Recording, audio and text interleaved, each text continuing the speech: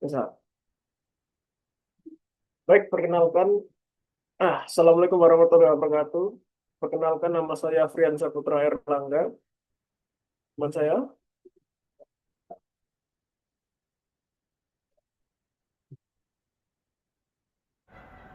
Baik, nama saya Dwiki Taufik Asmoro dengan NBI 14623000076. Saya Mahendra Ferdiansa Putra 1462300100. Baiklah. Di sini kami akan mempresentasikan tentang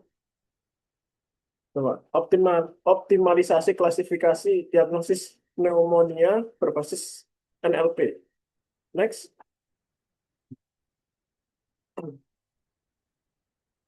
Untuk latar belakang masalahnya di sini, transformasi digital di sektor kesehatan menghasilkan volume data rekam medis elektronik atau RNA yang masif, namun sebagian besar tersimpan sebagai teks yang tidak terstruktur pada catatan observasi klinis dan laporan radiologi trolaps.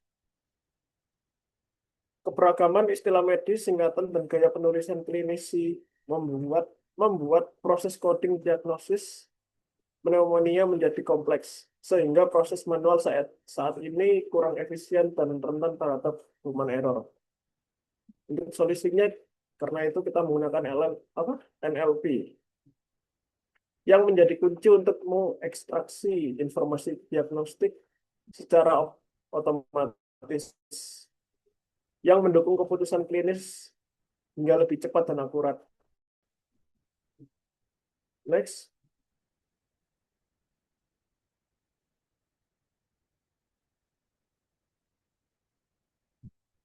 Dan untuk tujuan eksperimennya di sini yang pertama, kita mengembangkan pipeline pre-processingnya dengan membangun alur pembersihan teks yang tangguh untuk menstandarisasi data teknis, data medis yang tidak terstruktur menjadi representasi siap proses.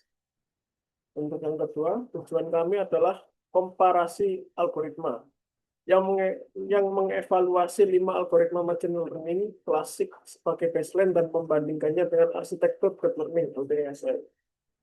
Dan yang terakhir, yang ketiga, adalah untuk analisis efektivitas fitur yang menguji sejauh mana fitur linguistik atau statistik kata dan karakter memperkaya representasi vektor TF IDF dalam klasifikasinya. Kemudian, selanjutnya teman saya.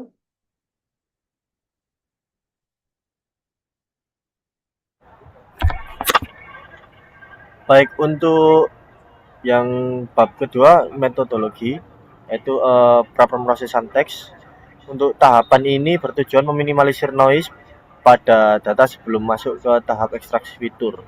Yang pertama ada casefolding, menyamakan seluruh karakter menjadi huruf kecil agar sistem tidak menduplikasi makna kata yang sama. Lalu yang kedua, regex cleaning. Ekspresi reguler digunakan untuk membuang simbol, angka, dan karakter non-alfabet yang tidak berkontribusi secara semantik. Lalu yang ketiga ada stemming, eh, menggunakan sastrawi ya, bahasa Indonesia, mereduksi kata ke bentuk dasar root word vital dalam bahasa Indonesia untuk menangani variasi imbuhan.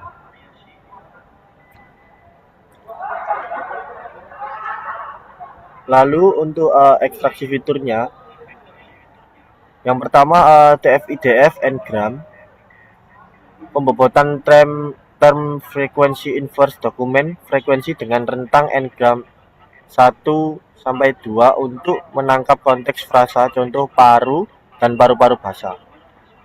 Lalu yang kedua statistik linguistik, penambahan fitur word count atau jumlah kata dan jumlah karakter atau jargon sebagai metadata pelengkap yang menggambarkan kedalaman analisis klinis. Yang ketiga, scaling min-max scaler, seluruh fitur numerik dinormalisasi ke rentang 0,1 untuk mencegah bias nilai, terutama pada algoritma Naive Bayes yang sensitif terhadap input negatif. Lalu yang ketiga, jelaskan dengan rekan saya. Oke, masuk. Masuk di bab 3, desain eksperimen model yang diuji. Yang pertama ada pendekatan klasik, yaitu ada naive Bayes, model probabilistik, lalu SVM untuk model pemisah hyperplane, logistic regression, model regresi linear untuk klasifikasi. Lalu decision tree, model berbasis aturan, rule based. Yang terakhir ada random forest, ensemble learning dari banyak decision tree. Lalu untuk pendekatan modern sendiri, yang pertama ada embedding layer 128 dimensi. Untuk LSTM layer 64 unit, yaitu untuk mengingat dependensi jangka panjang dalam sequence text. Yang terakhir ada dropout 0,5, memitigasi overfitting pada dataset medis yang terbatas. Lalu ada di bab 4 hasil dan analisis. Perbandingan performa model seperti yang ada di diagram batang tersebut. Ada SVM, logistic regression, naive Bayes, LSTM, random forest, dan decision tree. SVM dan logistic regression akurasi tertinggi 0,2447 di antara seluruh model yang diuji. Lalu untuk LSTM sendiri belum optimal. F1 score terendah 0,0747. Mengindikasikan deep learning butuh data lebih besar. Untuk pembahasan sendiri, stabilitas model klasik terbaik, SVM dan logistic regression menunjukkan stabilitas performa terbaik dibandingkan model lainnya pada dataset ini. Efektivitas min-max scalar. Penggunaan min-max scalar terbukti memberikan kontribusi positif dalam menjaga stabilitas numerik pada model statistik. LSTM bersifat data hungry. Performa LSTM yang lebih rendah menunjukkan arsitektur deep learning sangat bergantung pada volume dataset yang besar. Dan terakhir adalah fitur engineering tetap unggul. Pada dataset medis terbatas, fitur statistik ditambah teknik klasik lebih unggul karena tak perlu konvergensi kompleks seperti neural network. Dan di akhir kesimpulan, integrasi fitur statistik linguistik dengan representasi TF-IDF memberikan peningkatan kualitas fitur input yang signifikan. Pendekatan ini berhasil memberikan basis yang solid bagi model machine learning untuk mengidentifikasi pola diagnosis pneumonia pada data medis yang tidak terstruktur. Membuktikan bahwa rekayasa fitur masih menjadi faktor dominan dalam klasifikasi teks klinis.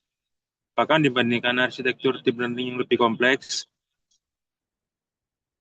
Lalu fitur engineering, kompleksitas arsitektur pada kondisi dataset medis yang terbatas. Untuk saran dan pengembangan selanjutnya, data augmentation mengingat dataset medis bersifat sensitif dan terbatas. Eksplorasi teknik augmentasi data seperti back translation atau SMOTE sangat disarankan untuk menangani ketidakseimbangan kelas. Lalu pada transfer learning, implementasi model pre-train berbasis transformer seperti Indobart disarankan untuk eksperimen berikutnya karena telah mempelajari konteks bahasa Indonesia secara mendalam.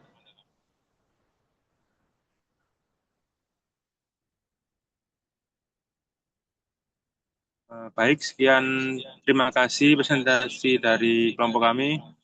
Mohon arahan dan masukan dari Bapak dan Ibu dosen pengampu apabila ada kesalahan kata dan cara penyampaian dalam presentasi. Saya Mahendra Wirdiansa Putra mewakili kelompok saya untuk menutup presentasi kali ini. Terima kasih.